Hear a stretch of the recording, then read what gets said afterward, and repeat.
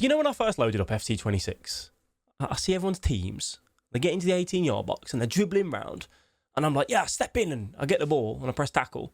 Well, I don't get the ball. They just turn me, and then they low-driven it with Pina, and then they score. And I was just stood there and I was like, oh, what am I meant to do? How do I stop this?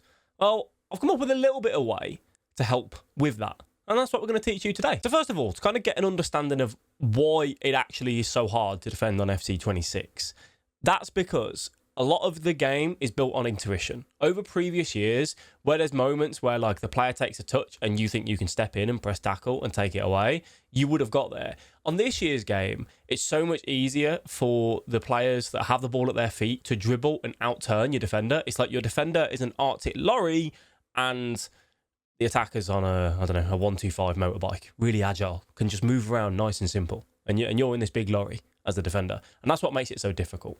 And when you're trying to go off that years of intuition of when you can get there and when you can step in and when you can tackle, to just override that on a brand new game cycle is so difficult to do.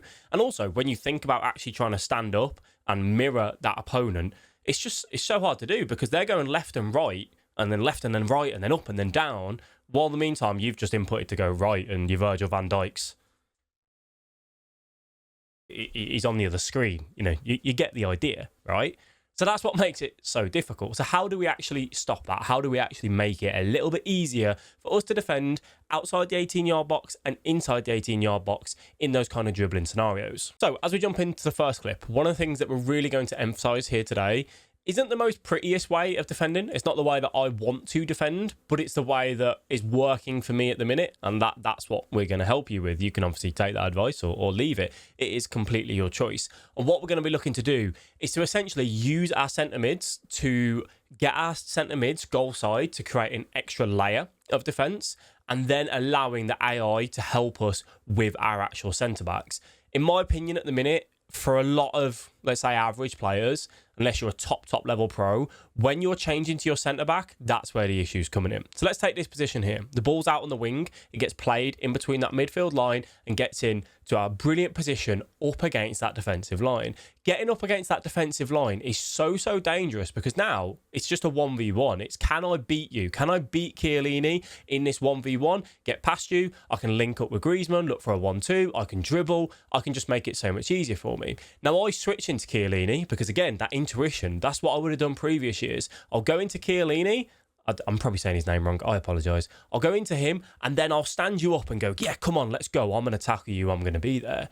But overriding previous years, I now know I've got to get off him. I've got to get onto my McTominay, my CDM. I've got to try and pull him back, get him goal side, and use second man press on that Chiellini to press the ball holder themselves, because they'll do a better job of manually defending that one-on-one than I will. So as we see this kind of come through, it's about letting the AI assist in that sort of area while you focus on getting your centre mid and pulling them back. So I just change into that McTominay. Chiellini's where he needs to be, and then thankfully he lays the ball up to Griezmann. Paredes does it for me. I wasn't even second man pressing with Paredes. She just goes, I'll step in and take that there. While when we think about if I was on my left centre-back, Chiellini, and I went forward and was aggressive, he then has to, I have to try and get there, and Paredes has to try and compensate for that, me making the mistake there. But because they're both in that right position, they're both next to one another, they're parallel, they're attached, they're there, it makes things so much more easier for us in that area. So that's going to be a big thing for us to emphasize as we go through and look at some of these clips and help you essentially bring that into your game. So moving on to the next one, we get the ball, we're looking to break away, we're looking to get the ball into the back of the net, and we end up losing it in just a second. He gets the ball and now he's looking to counter. This position here, again, previously, as we pause it, we're going, okay, you've got a runner in your striker. You've got 30, 40 yards to run into before you get in on goal. I've got to track this through ball. And right now, at the minute, I don't have to worry about that. My AI is defending this. Now, yes, you have to keep an eye on this run at all times, but my main priority is getting onto my centre mid, pulling them back, reducing the gap between the centre mid and the centre back, and essentially getting them back goal side of the ball. And that's what we're looking to do. While I'm doing this, I can second man press with my defender to go forward, and put that pressure on the ball holder, and then I can come back and just be where I need to be. Second man press is where you hold R1, RB on Xbox, R1 on PlayStation, and that's going to give you that little green icon above the player's head. As a general rule of thumb, that is going to grab the player that is closest to the ball, that is goal side of the ball. Very dependent, and you will get 4 seconds of pressing. Second man press is better with players with high defensive stats. So if you're second man pressing like with your attackers, which is why pressing can be so frustrating in the final third, you use second man press and whoever your winger isn't really pressing that well. With your defenders, utilising it is so good. If you get the wrong player, let go of R1, re-enable it, and then it may select someone else. There is a knack to second man press and getting it right. And when you do identify that's on the wrong player and you quickly let go and then you do it again and it gets on the right player, that's kind of where it separates the average from the best with kind of using that second man press as well. So on to our next clip. The opponent, I'm going to have a corner, and the opponent obviously is going to look to break away from that. Trying to use Pina here and getting into that byline and looking for that cross is so beneficial. McTominay leaps. He doesn't score, unfortunately. McTominay, by the way, what an absolute card. So he gets a goal kick, plays the ball out wide. Again, when we're looking at this, take a pause. We know full well, like I always think about when I'm defending, how do you want to score? What's the quickest route to goal? If I identify things as like the highest threat, high threat, medium threat, low threat. Well, at the minute, the kind of lowest threat is the person on the ball. And the reason being is that they're facing their own goal. They're out by the line. They're not really doing anything there, but they're going to look to get a pass into the position that we can see the 2 strikers in. So I now want to move my centre mid to try and cover that. That then means that they're the high threat. That's going to give the option of the left centre mid pass on, simple for them, with that medium threat I would class that as. And that's fine. We're going to allow that. I want to stop you from getting straight into the strikers, because then you can look for a 1-2. You're going to be up against my defensive line. You've got 30, 40 yards to run into. You kind of get the picture. So I'm switching into my centre mid. I'm holding on him and saying, right, I want to move across and get you into that position and try and intercept that pass if you go for it. I'm holding R1, RB. You can see the green icon on my right back. That then means he's going to push forward and go and put the pressure on that ball holder themselves. Anyway, why do we want to do that? Well, because if we back off and let, and we don't hold that R1, well, then that just means that, with the person on the ball, they can just turn, twist, and look to beat me with ease. So we still need to apply that little bit of pressure. One of the key things that we do here with Edison, our right centre mid, is that we basically go and cover that first passing lane into that other centre mid, and then we move ourselves across, to go and cover the passes into the strikers as well. So it's kind of like a little bit of a bait, like, I'm going here, and then no, I'm going to just hold sprint, get across, get into that passing lane, and kind of be there. He falls for it, and we win that back. And if we can stop those attacks in that position, we're going to be in such a good scenario as many times as we possibly can. Winning that ball back high up the pitch is giving us the opportunity to go forward and look to put that pressure onto him as well. So some really, really nice stuff there. Now, let's show you what goes wrong in defending. Because although, yes, I'm saying here, this is going to help you defending, you're still not going to get it right every single time. If we were, then sign us up. We'll be the best player in the world. Definitely not. So in this position, he gets the ball into the 18-yard box. And now I'm in a horrible position. We'll just pause it. Stop and think, what have I done wrong here? There was multiple things, by the way, like defending with a fullback, the pressure I put onto the ball, giving up the wing, the second man press, which pulled the defender over and was nowhere near. Lots of things. But this position here is where I think a lot of you are getting frustrated, me included. And just look at it. Bruno Fernandes up against Edison. Bruno's very good on the ball, but he's not some of the best players that you're going to see on the ball. And when he gets it, what am I doing? I'm manually defending this.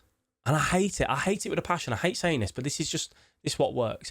I am stood up and I am one-on-one with Bruno, and I am saying, what do you want to do, bro? Do you want to shoot? Do you want to dribble? Do you want to pass? Whatever. Just get off Bruno. Just get off Edison. Get off the guy that I'm controlling. Get on McTominay. Second man press with Edison. Let the AI manually defend this guy on the ball here and do it for you. Now, there is a key thing, and I know a lot of people will be watching this and going, oh, this is stupid. This is ridiculous, because you're just saying let the AI do it for you. There is a key art to letting the AI do it for you and then waiting for that key moment to quickly tap L1, LB to go back to the person that's, being defended for you by the AI, and then you stepping in and pressing tackle. There's moments, and I think this is one that is it's a little bit harder to teach because this is kind of intuition and knowing when you can. You are waiting for those little bigger touches, and they're very, you know, they're milliseconds. They're little moments of them taking those touches for you then to step back in, press tackle, and win the ball. That will come with time for you, but that is the aim that you're looking to do. You're using the AI to let you kind of like mirror up the opponent and basically be there to block. And then if they take that one touch where they show the ball too easy to you, you know, the ball's in between you and the AI, then that's when you can kind of step in and say, yeah, you know, I want to have that. I want to go and get that ball off you.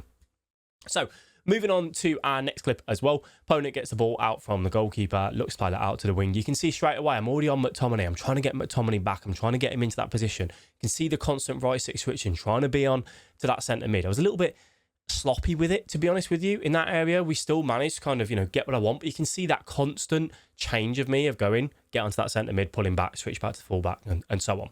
Now, this position, when we take a look at this, we stop that one there. What am I looking at? I am looking at Pina on the ball. I am looking at all the runners that he's got available. I gave the ball away here, so I was in a really, really bad turnover position. I'm looking at this and I'm going, I'm in big trouble, man. I'm in so much big trouble. If I manually defend this with Pina, I just think I get cooked every single time. And this is what we didn't do in that previous clip with Edison, and we did this here. So I switch off my Paredes, my right centre-back. Say, I don't want this, bro. AI, do it for me. So I switch on to Chiellini, partly because he's got options as well, and then I second man press, and then it auto switches me back into Paredes because she wins the ball for me. I didn't switch back there. That was just the AI doing it for me and doing its job. It is what it is, guys. Last and final clip, just to re-emphasize a point. Gets the ball. He's not got any immediate runners. They're not. So the option he's got down at the bottom of the screen, as we pause it, they're not in line with my defenders. They're not about to beat that offside trap. If they were, I have to switch on to, say, my Di Lorenzo and cover that through ball. But they're not. So if he's got no immediate runners in front of you, like that are about to get in on goal, get on those centre mids, pull them back, try and get them back goal side. If you can do that, you're going to put yourself in a good position. Combine it with that second man press. Let the AI help you. Oh, I hate it. I know the comments already. I apologise, guys. But look, it's not how I want to play the game. But if I try and defend the way that I like to defend, I'm cooked. I'm getting 4 wins, man. So, yeah. Let me know if it helps. If it did, leave a like, subscribe, comment. I don't know, all that jazz, yeah. Cheers for watching. Appreciate you all. Peace.